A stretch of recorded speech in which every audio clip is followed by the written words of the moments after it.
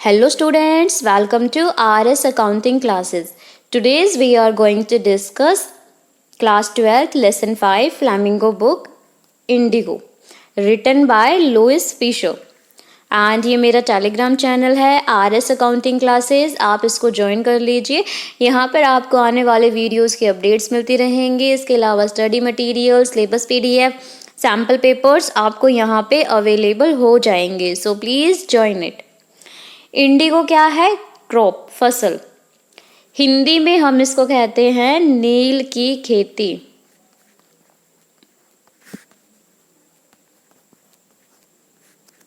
जो आपको इस इमेज में दिखाई दे रही है ये है Indigo crop. About the author, आपका जो पेपर पैटर्न है वो चेंज हो चुका है। आप जो आपके MCQs हैं, 1 मार्क के क्वेश्चन है वो ज़्यादा आएंगे, तो यहाँ पर प्रोबेबिलिटी है कि आपसे ऑथर्स से रिलेटेड क्वेश्चंस है वो भी पूछे जा सकते हैं, इसलिए आपको थोड़ा पता होना चाहिए ऑथर के बारे में भी।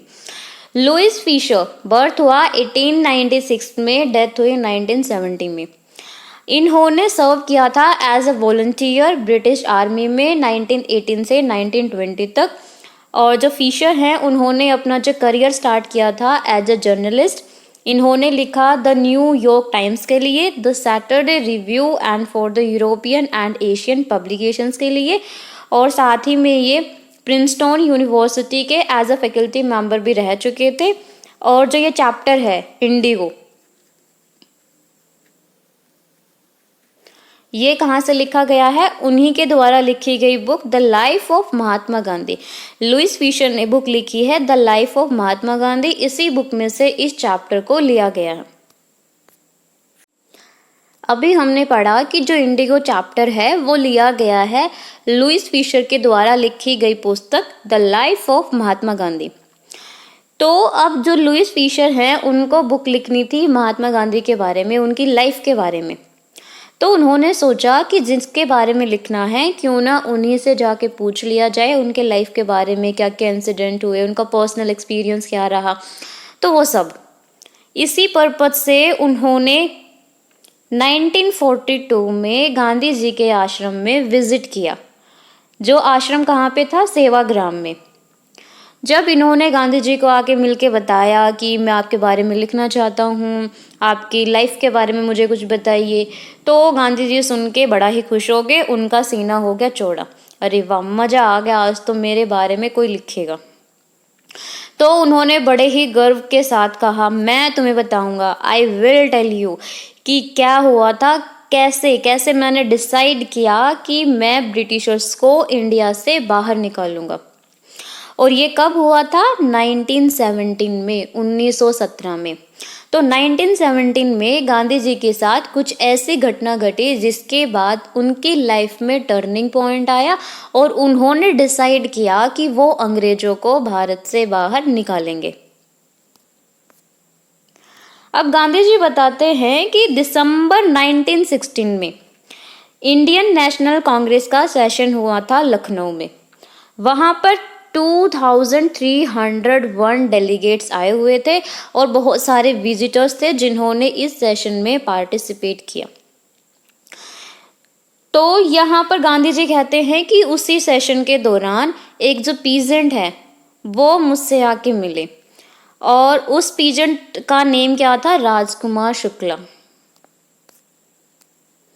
अब गांधी जी बता रहे हैं लुइस फिशर को कि जो पीजेंट था वो दिखने में कैसा था। जैसे अदर पीजेंट्स होते हैं, उनके जो कपड़े होते हैं थोड़े से गंदे होते हैं क्योंकि वो काम करते हैं इस वजह से, और इलिटरेट, थोड़े पढ़े लिखे नहीं होते। तो जैसे गरीब से पुअर पीजेंट दूसरे किसान दिखने में थे, सेम वैसे ही राजकुमार शुक्ला भी दिखने में वैसे ही थे। अब जो राजकुमार शुक्ला है वो गांधी जी के पास आए और उन्होंने कहा कि मैं राजकुमार शुक्ला हूँ और मैं चंपारण से आया हूँ और मैं चाहता हूँ कि आप मेरे साथ मेरे डिस्ट्रिक्ट चलो। अब गांधी जी पड़ गए सोच में, उन्होंने तो कभी चंपारण का नाम ही नहीं सुना। जो चंपारण है वो किंगडम ऑफ नेपाल के पास पड़ता है। तो अब पुराने टाइम में क्या हो रहा था कि जो चंपारण के पीजेंट्स थे वो क्या थे? Share croppers. तो ये लोग क्या करते थे, अपनी जो क्रॉप है उसको शेयर करते थे। तो राजकुमार शुक्ला भी उन्हीं शेयर क्रॉपर में से एक थे। जो राजकुमार शुक्ला हैं वो इलिटरेट थे, अनपढ़ थे, बट गांधी जी बताते हैं कि वो अनपढ़ थे बट डिटर्मिनेंट थे, यानी कि वो अडिग थे, अपनी बात के पक्के। तो कांग्रेस सेशन में वो आए हुए थे। अब जो इनजस्टिस हुआ था, लैंडलॉर्ड सिस्टम था जो बिहार में, उसी के अगेंस्ट कंप्लेंट करने के लिए, और किसी ने उनको ऐसे ही कह दिया कि आप गांधी जी से बात करो, वो आपकी प्रॉब्लम को सॉल्व करेंगे। और इसीलिए जो राजकुमार शुक्ला है वो गांधी जी से बात करने के लिए आए। अब गांधी जी ने उनको बोला शुक्ला को कि उनकी कानपुर में, अब तो कानपुर हो गया है, पुराने टाइम में कानपुर को कानपुर कहते थे, तो कानपुर में उनकी अपॉइंटमेंट थी और उन्होंने इंडिया के अदर पार्ट्स में जाने के लिए कमिट किया हुआ था। तो शुक्ला अब क्या करते, जहाँ गांधी जी जाते वहाँ पीछे पीछे शुक्ला, जहाँ जहाँ गांधी जी वहाँ वहाँ राजकुमार शुक्ला। तो जैसे ही गांधी जी अपने आश्रम अहमदाबाद के पास ही में था वहाँ पर वापस आए, तो राजकुमार शुक्ला ने उनको वहाँ पर भी फॉलो किया। अब इतने हफ्तों से शुक्ला ने गांधी जी को अकेला नहीं छोड़ा, और फिर बाद में उन्होंने आके गांधी जी से भीख मांगी, उनको कहा कि प्लीज़ आप एक डेट फिक्स कर दीजिए कि जिस दिन मैं आपको अपने साथ अपने डिस्ट्रिक्ट में ले जाऊं। जो शेयर क्रॉपर की जो राजकुमार शुक्ला की टेनेसिटी थी, उनको देख के गांधी जी बड़े इम्प्रेस हो गए कि भाई ये बंदा तो बड़ा अच्छा है, इतने टाइम से मेरे पीछे पीछे पीछे पीछे घूम रहा है, इसकी बात तो सुननी ही पड़ेगी और इसकी प्रॉब्लम को सोल्व करना पड़ेगा। फिर गांधी जी ने कहा कि आप मुझसे कलकत्ता में, मैं इन डेट्स को आऊँगा, आप मुझसे वहाँ पे आके मिलिए और फिर मुझे अपने साथ अपने डिस्ट्रिक्ट ले जाइए। अब क्या हुआ कि मंथ्स, महीनों बीत गए। उसके बाद जो शुक्ला है, जिस दिन गांधी जी ने कलकत्ता में अराइव किया, उसी दिन जो राजकुमार शुक्ला है वो उनको वहाँ पर मिले, हॉन्चिस पोजीशन में, उकड़ू बैठे हुए मिले वहाँ पे, और उन्होंने गांधी जी के फ्री होने तक का वेट किया, और उसके बाद दोनों ने ट्रेन पकड़ी और वो पटना जो बिहार में है वहाँ के लिए निकल पड़े। अब जो शुक्ला है वो गांधी जी को अपने घर नहीं लेके गए, वो कहाँ पर लेके गए उनको, राजेंद्र प्रसाद के घर। उस टाइम पे राजेंद्र प्रसाद थे, बाद में डॉक्टर बने थे, डॉक्टर राजेंद्र प्रसाद, जो कि इंडियन नेशनल कांग्रेस पार्टी के भी प्रेसिडेंट बने और साथ में इंडिया के भी प्रेसिडेंट बने। जिस टाइम पर गांधी जी ने एंड राजकुमार शुक्ला ने वहाँ पर अराइव किया था, उस टाइम पर जो राजेंद्र प्रसाद हैं वो आउट ऑफ टाउन थे, बाहर गए हुए थे। अब क्या होता है कि जब वहाँ का जो सर्वेंट था, जो राजेंद्र प्रसाद के घर पे काम करने वाला सर्वेंट था, उसको पता था कि जो राजकुमार शुक्ला है वो एक पीजेंट है, पुअर आदमी है, जो बार बार आता रहता है कंप्लेन करने के लिए, बोलने के लिए कि आप मेरा केस लड़िए, ये वो। तो जब उन्होंने कहा कि आज रात के लिए हमें यहाँ पे रहने की परमिशन दे दीजिए, तो उस सर्वेंट ने कहा ठीक है, और उसने सोचा कि जो गांधी जी भी हैं वो भी एक अनदर पीजेंट ही हैं, इसीलिए उन्होंने राजकुमार शुक्ला को एंड गांधी जी को, दोनों को फर्श पर सोने की परमिशन दे दी। अब नेक्स्ट डे क्या होता है कि जब गांधी जी उठते हैं तो वो अपनी जो लोटा बाल्टी लेकर के, जो भी था उनके हाथ में, तो वो कुएं से पानी लेने के लिए चले गए। जैसे ही गांधी जी पानी लेने के लिए जाते हैं, तभी के तभी सर्वेंट जोर से आवाज लगाता है, रुको रुको, तुम तो यहाँ से एक बकेट पानी लोगे, हमारा तो पूरा कुआं गंदा हो जाएगा। क्योंकि उस टाइम पर थी अनटचेबिलिटी, गांधी जी को पता नहीं था अनटचेबिलिटी के बारे में, इसलिए उन्होंने कुछ नहीं कहा, और उनको नहीं पता था कि गांधी जी एक बड़े लॉयर हैं, बड़े आदमी हैं, तो सर्वेंट की बात का उन्होंने भी बुरा नहीं माना। तो यहाँ पे पता चलता है कि गांधी जी बड़े ही पोलाइट नेचर के थे, शांत स्वभाव के थे। उन्होंने वहाँ पे कोई भी कंप्लेंट नहीं की, कोई गुस्सा नहीं किया, अपने बारे में कुछ नहीं बताया। तो अब उसके बाद क्या करा, गांधी जी ने डिसाइड करा कि वो सबसे पहले चंपारण जाने से पहले वो जाएंगे मुजफ्फरपुर। मुजफ्फरपुर कहाँ पे था, चंपारण के रास्ते में ही पड़ता था। तो गांधी जी ने सोचा कि पहले वहां पर जाकर के जो कंप्लीट इन्फॉर्मेशन है, जो एक केस बता रहे हैं राजकुमार शुक्ला, इनके साथ ये हो रहा है, उसके बारे में और भी अदर इन्फॉर्मेशन है वो उनको वहाँ पे मिल जाएगी। और इसी पर्पस के लिए गांधी जी ने जो टेलीग्राम भेजा, किसको? प्रोफेसर JB कृपलानी को, जो क्या थे, मुजफ्फरपुर के आर्ट्स कॉलेज में प्रोफेसर थे। और गांधी जी की मुलाकात हुई थी JB कृपलानी से टैगोर शांति निकेतन स्कूल में। अब जो गांधी जी की ट्रेन थी वो अराइव हुई मिडनाइट को, रात के 12 बजे। और उस दिन डेट क्या थी? 15 अप्रैल 1917, 15 अप्रैल 1917 को। जो कृपलानी है वो बहुत सारे बच्चों के साथ गांधी जी का वेट कर रहे थे। और गांधी जी बताते हैं कि वो 2 दिन के लिए प्रोफेसर मलकानी के घर पे रुके। प्रोफेसर मलकानी कौन थे? गवर्नमेंट स्कूल में टीचर। और गांधी जी बताते हैं कि ये बहुत ही एक्स्ट्रा ऑर्डिनरी थिंग थी, उन दिनों में बहुत बड़ी बात थी कि कोई गवर्नमेंट स्कूल का टीचर मुझे 2 दिन के लिए अपने घर में रहने की परमिशन दे। क्योंकि उस टाइम पे जो इंडियंस थे वो बहुत ज़्यादा डरते थे दूसरों को सिंपैथी दिखाने में और उनको अपने घर में जगह देने से।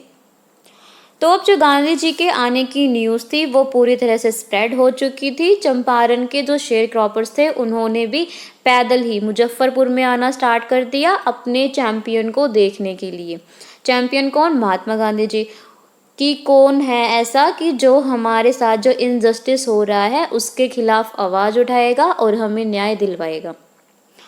अब गांधी जी ने डिसाइड करा कि मुजफ्फरपुर के लॉयर्स के साथ मीटिंग की जाए, उनसे बातचीत करके पता चलेगा केस क्या है। जब उन्होंने लॉयर्स से बात करी, वहाँ के आसपास के जो लॉयर्स थे उन्होंने बताया कि जो ग्रुप ऑफ पीजेंट्स के केस हैं उनके पास कैसे आए हुए हैं और कोर्ट्स में उन्होंने कैसे इसको रिप्रेजेंट किया और कितनी फ़ी है वो इन शेयर क्रॉपर्स से चार्ज करते हैं। जैसे ही गांधी जी ने सुना कि ये शेयर क्रॉपर से इतनी ज़्यादा फ़ी चार्ज करते हैं तो उन्होंने उस टाइम पर उनको डांट लगाना शुरू कर दिया कि पहले से ये बहुत ज़्यादा गरीब हैं, इनकी क्रॉप भी शेयर करनी पड़ती है इनको, और ऊपर से इनके जो केस हैं प्रॉब्लम है वो भी सॉल्व नहीं हो रही और आप इनसे इतनी हाई फ़ी है वो चार्ज कर रहे हो। फिर जो गांधी जी ने कहा कि मैं कंक्लूजन पर पहुंच गया, मैंने कंक्लूजन निकाल लिया है कि इन केसेस को कोर्ट में पेश करने का कोई भी फ़ायदा नहीं है। छोटे मोटे केसेस होते हैं उनको कोर्ट में ले जाके सोल्व किया जा सकता है, बट यहाँ पर जो मेन प्रॉब्लम क्या है कि यहाँ के जो पीजेंट्स हैं, शेयर क्रॉपर्स हैं, वो ब्रिटिशर्स से डरे हुए हैं और इनको ग्रेट रिलीफ तब मिलेगी जब इन पीजेंट्स को इनके डर से आज़ाद करवाया जाए, कि इनके मन में जो ब्रिटिशर्स के लिए डर है उसको ख़त्म कर देंगे तभी इनको जो रिलीफ है वो मिलेगा।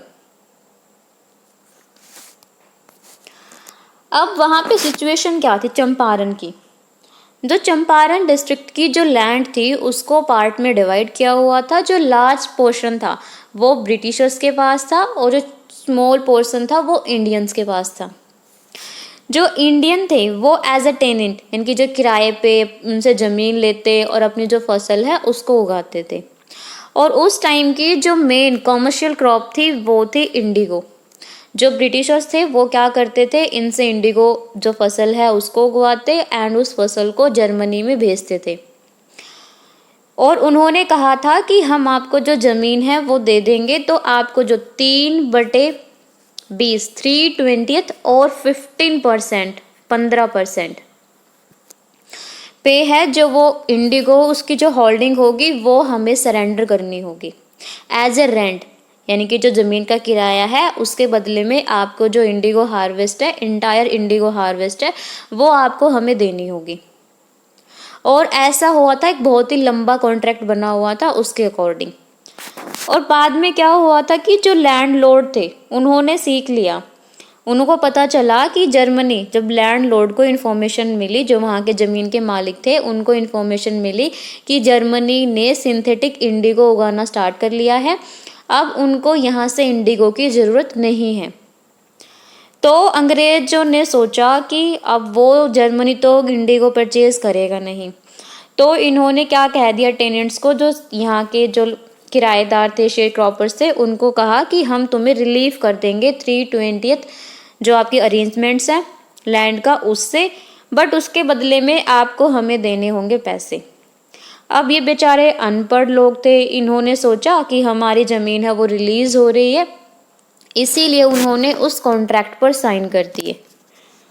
जितने पैसे की जो क्रॉप बनती थी उससे थोड़े से ज़्यादा ही या फिर उसके बराबर ही जो अंग्रेज़ों ने उनसे जो पैसे हैं वो वसूल करना स्टार्ट कर दिए एज अ रेंट।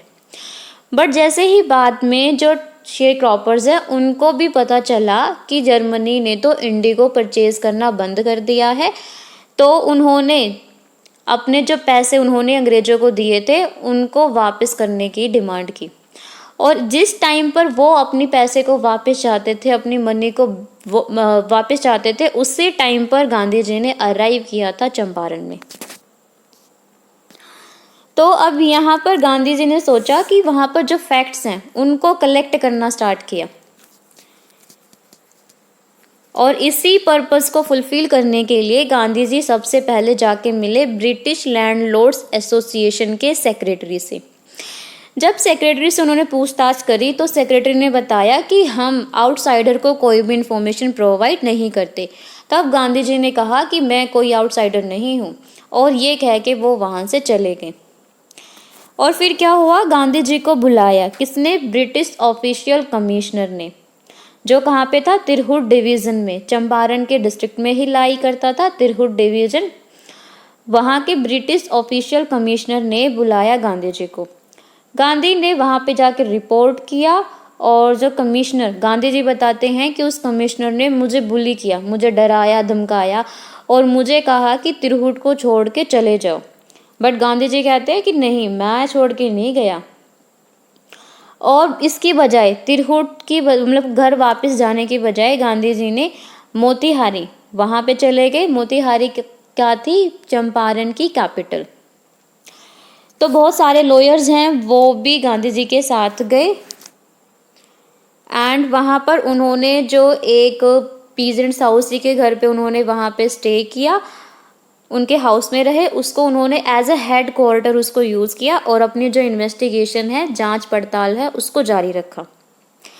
तो अब गांधी जी को क्या हुआ कि एक रिपोर्ट कहीं से कानों में खबर सुनने को आई कि एक पीजेंट के साथ बहुत ही ज़्यादा दुर्व्यवहार किया जा रहा है, उसको पीटा जा रहा है। तो गांधी जी ने सोचा कि मैं उस पीजेंट से मिलूंगा और उसे पूछताछ करूंगा। जब next day Gandhi ji elephant, हाथी के ऊपर बैठ के उस पीजेंट से मिलने के लिए जा रहे थे, तभी रास्ते में जो ब्रिटिश कमिश्नर था उसने गांधी जी को रोक दिया। जो पुलिस सुपरिटेंडेंट था उसने कहा कि आप आगे नहीं जा सकते, जहाँ से आप आए हैं वहाँ पे वापस लौट जाइए। और जैसे ही गांधी जी अपने जो हाउस है वहाँ पर वापस आए, तब उनको वहाँ पे एक मैसेंजर मिला, और उस मैसेंजर ने गांधी जी को एक ऑफिशियल नोटिस दिया। उस नोटिस में लिखा हुआ था कि जितना जल्दी हो सके उतना जल्दी चंपारण को क्विट कर दो, चंपारण को छोड़ के चले जाओ। गांधी जी ने क्या करा, उस रिसीट के ऊपर साइन कर दिए, और साथ में क्या लिखा, I would disobey the order, कि मैं आपकी आज्ञा नहीं मानूंगा। गांधी जी ने ये लिख के मैं आपकी आज्ञा नहीं मानूंगा और उस रिसीट पर साइन कर दिए। और उसका रिजल्ट क्या हुआ कि अगले दिन गांधी जी की पेशी हो गई कोर्ट में, उनको कोर्ट में बुलाया। अब पूरी रात गांधी जगते रहे, वो पूरी रात नहीं सोए। फिर उन्होंने जो टेलीग्राफ है, तार है, वो भेजा राजेंद्र प्रसाद को, और उनको कहा कि आप बिहार से यहाँ पर आ जाइए, आपके जो इन्फ्लुएंशियल फ्रेंड्स हैं, जब कॉन्टेक्ट में जितने भी दोस्त यार हैं, सबको लेके आइए। और उन्होंने आश्रम में भी इंस्ट्रक्शंस थी वो भिजवा दी, और साथ में उन्होंने वहाँ के जो वाइसराय थे उसको भी जो पूरी रिपोर्ट है वो उन्होंने भेज दी। और अगले दिन क्या हुआ,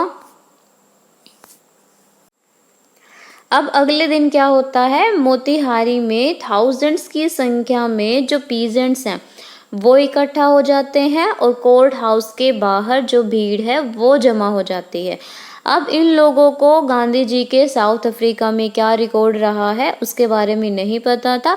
इन लोगों ने बस इतना सुना था, कोई महात्मा है जो उनकी मदद करना चाहता है और वो अब मुसीबत में है, इसलिए अब हमें उनकी मदद करनी चाहिए।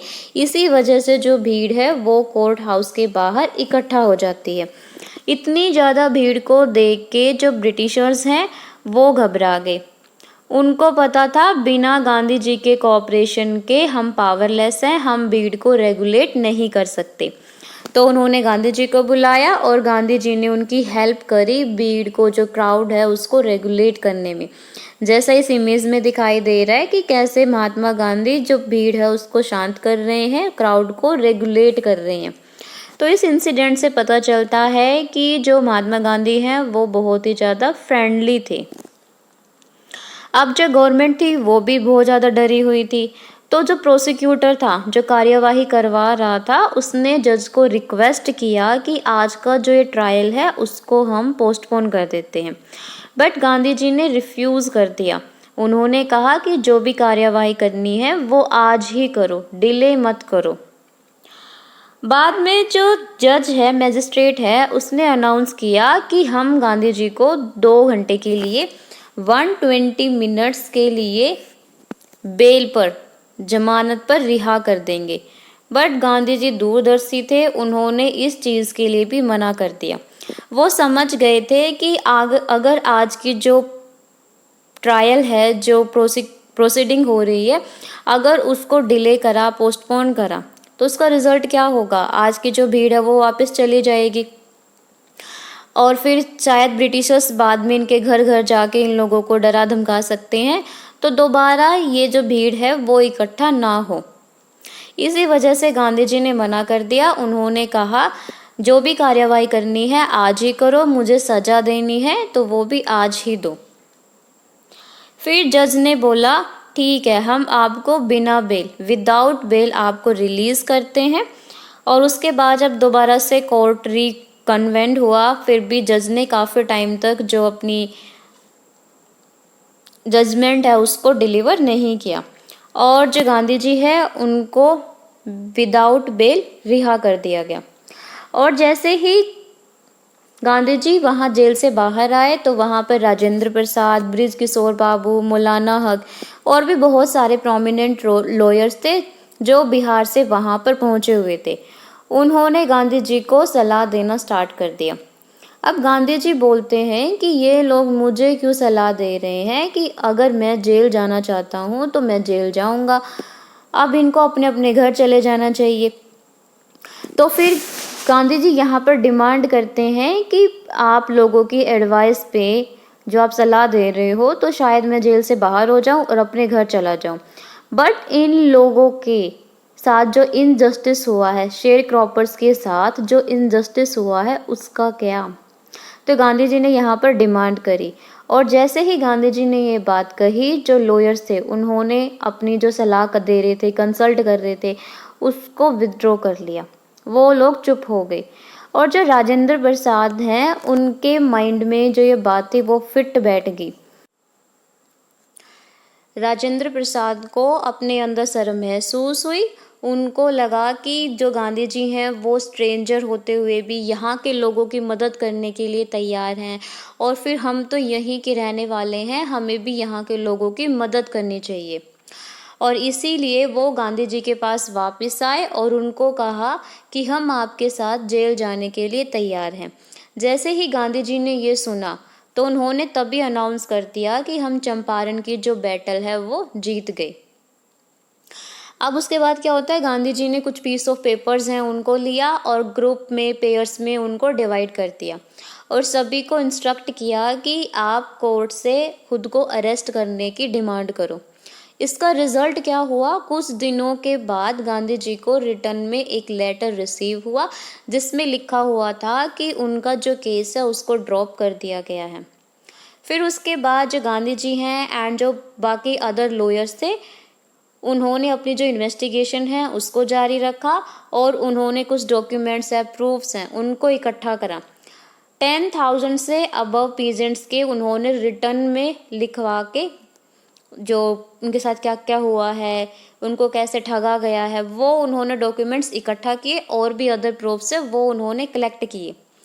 जून में क्या होता है, जो लेफ्टिनेंट गवर्नर सर एज ने गांधी जी को बुलाया। अब गांधी जी ने उनसे मिलने से पहले अपने जो कंपेनियंस हैं उनको बुलाया और लॉयर्स थे, साथी थे, उनको डिटेल में जो अपना प्लान है उसको एक्सप्लेन किया। उन्होंने कहा कि अगर मैं वापस नहीं आऊँ तो भी आप जो ये मूवमेंट है, हमारा जो बैटल है, उसको जारी रखना। जब गांधी जी लेफ्टिनेंट गवर्नर से मिले तो उनके लेफ्टिनेंट गवर्नर के साथ 4 लंबे चौड़े इंटरव्यूज हुए और उन इंटरव्यूज का रिजल्ट क्या आया, जो ऑफिशियल कमीशन है उसको बिठाया गया। जो ये कमीशन होगी वो इंडिगो शेयर क्रॉपर्स की जो भी सिचुएशन है उसको इंक्वायरी करेगी। इस कमीशन में जो मेंबर्स थे, landlords, government officials and Gandhi ji. Gandhi ji यहाँ पर सोल रिप्रेजेंटेटिव थे पीजेंट्स की तरफ से। अब जो गांधी जी हैं वो चंपारण में लगातार 7 मंथ्स तक रुके बिना किसी इंटरप्शन के। उसके बाद थोड़े थोड़े टाइम बाद उनकी और भी विजिट्स हुई। गांधी जी को इनिशियली लगा था कि जो चंपारण का केस है वो कुछ ही दिनों में सॉर्ट आउट हो जाएगा, बट उन्होंने बिल्कुल भी एक्सपेक्ट नहीं किया था जो चंपारण की बैटल में उनकी लाइफ का 1 ईयर, ऑलमोस्ट अ ईयर वहीं पर ऑक्यूपाई हो जाएगा। तो अब जो गवर्नमेंट ऑफिशियल है, कमीशन थी जो बिठाई गई थी, उसने जब इंक्वायरी स्टार्ट की उसके बाद रिजल्ट क्या हुआ, ऑफिशियल्स ने डिमांड करा, उनसे पूछा, गांधी जी से पूछा कि आपको कितना मनी वापस चाहिए। अंग्रेजों को लगा था कि जो गांधी जी हैं वो 100% मनी की डिमांड करेंगे कि 100% मनी है उसको वापस किया जाए, बट गांधी जी ने यहाँ पर डिमांड करी 50% की जो 50% मनी है वो आप वापस कर दीजिए। अब यहाँ पे जो एक ब्रिटिश ऑफिशियल थे जिनका नेम था J.Z. होज, वो बहुत ही ज़्यादा क्लोज रेंज में थे जिन्होंने इंक्वायरी की थी इस इंडिगो शेयर क्रॉपर्स इंसिडेंट को लेकर के। उनको पता था कि जो 50% अमाउंट है ये लोग वापस नहीं कर सकते, क्योंकि इन्होंने जो शेयर क्रॉपर्स का पैसा था उसको ये लोग यूज़ कर चुके थे। अब इनके पास नहीं था कि ये इनका पैसा रिफंड कर सके। तब उन्होंने थोड़ा सोच समझ के फिर कहा कि हम 25% मनी है उसको वापस कर देंगे। तो यहाँ पे गांधी जी ने कुछ नहीं कहा और उनको बोल दिया डन, ठीक है आप 25% वापस कर दो। फिर गांधी जी ने एक्सप्लेन किया कि यहाँ पर ये इम्पोर्टेंट नहीं था कि उन्होंने कितना मनी वापस किया, ये इम्पोर्टेंट था कि अंग्रेजों ने पहली बार सरेंडर किया। और फिर यहाँ पर क्या हो जाता है कि अब जो पीजेंट्स हैं उन्होंने देखा कि उनके भी हक हैं, उनको भी बचाने वाले हैं। उन्होंने यहाँ पर करेज, उत्साह, यानी कि अपनी जो लड़ाई है उसको लड़ना सीखा। अब यहाँ पर जो गांधी जी हैं उन्होंने कभी भी अपने आप को as a last political economic solution ऐसे कभी भी नहीं जताया। और फिर उन्होंने क्या देखा, वहाँ के जो चंपारण के लोग थे, वहाँ की जो कंडीशन थी बहुत ही ज़्यादा ख़राब थी। वहाँ के लोग ज़्यादा पढ़े लिखे नहीं थे, साफ़ सफाई बिल्कुल भी नहीं थी। तो यहाँ पे क्या करते हैं गांधी जी, अपने जो महादेव देसाई हैं, टीचर्स हैं, नरहरि पारिक और 2 यंग जो भी उनके डिसिपल थे जिन्होंने अभी अभी गांधी जी को ज्वाइन किया था, उनको एज ए वॉलंटियर यहाँ पर चंपारण में बुलाया गया काम करने के लिए। और उन्होंने कुछ और भी लोग थे जो बॉम्बे, पूना और अलग अलग पार्ट से इंडिया के वहाँ से आए हुए थे। देवादास गांधी जी के यंगेस्ट सन वो भी यहाँ आए हुए थे। और उन्होंने अपनी जो मिसेस कस्तूरबा गांधी उनको भी आश्रम से यहाँ पर बुला लिया था।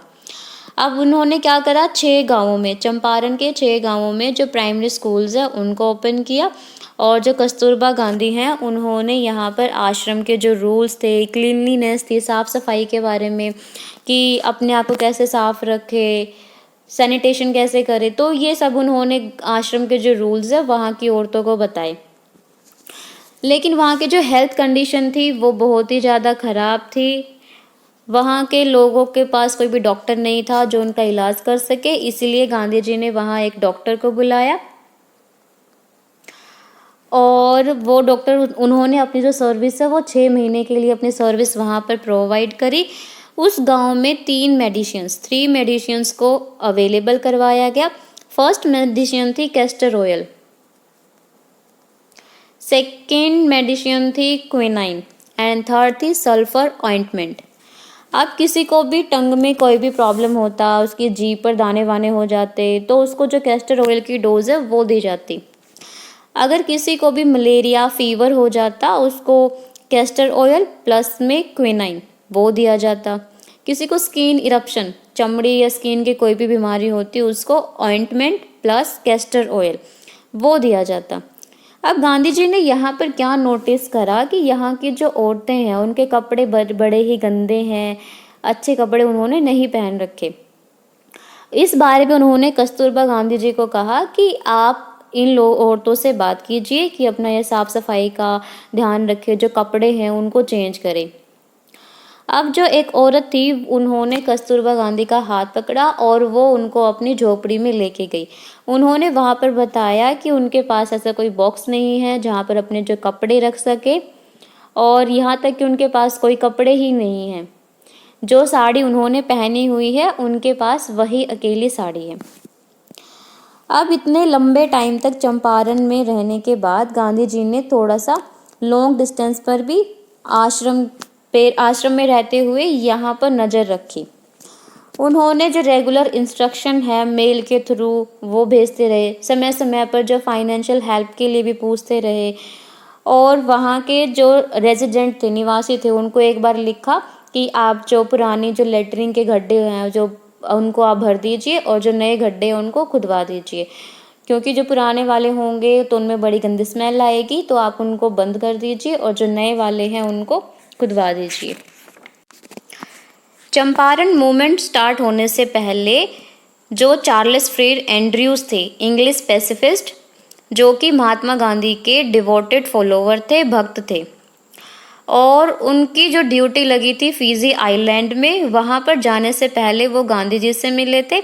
और गांधी जी के जो लॉयर फ्रेंड्स हैं उन्होंने सोचा कि बहुत ही अच्छा आइडिया है, अगर हम एंड्रयूज़ को यहाँ पर रहने के लिए कहेंगे, वो चंपारण में रहेगा और उनकी हेल्प करेगा। और एंड्रयूज़ की इच्छा भी थी कि अगर गांधी जी अग्री हो जाते तो वो वहाँ पर रुकते, बट गांधी जी ने एंड्रयू को वहाँ पर रुकने से मना कर दिया, उसको अपोज किया। उन्होंने कहा कि बहुत ही अनइक्वल फाइट होगी कि अगर इंग्लिश मैन हमारी साइड होगा तो ये क्या शो करेगा कि हमारी वीकनेस को, कि हम कितने वीक हैं कि हमें अंग्रेज़ों से लड़ने के लिए इंग्लिश मैन की ही मदद लेनी पड़ रही है। इसी कारण था उन्होंने उनको मना कर दिया। अब यहाँ पर जो राजेंद्र प्रसाद हैं उन्होंने कमेंट किया कि गांधी जी ने बड़े ही अच्छे से जो हमारा माइंड है उसको रीड कर लिया था, और इस वे में गांधी जी ने हमें सेल्फ रियलाइंस कि खुद में कैसे विश्वास रखना है वो हमें सिखाया। Self-reliance, Indian independence and help to sharecroppers were all bound together. तो इसी इंसिडेंट के बाद गांधी जी की लाइफ में टर्निंग पॉइंट आया और उन्होंने डिसाइड करा कि वो अंग्रेजों को यहाँ से भेज के ही रहेंगे। आई होप कि आपको जो ये लेसन है वो अच्छे से समझ आया होगा। अगर फिर भी किसी को डाउट हो तो वो नीचे कमेंट में बता सकते हैं। Thanks for watching, like share and subscribe. Bye bye.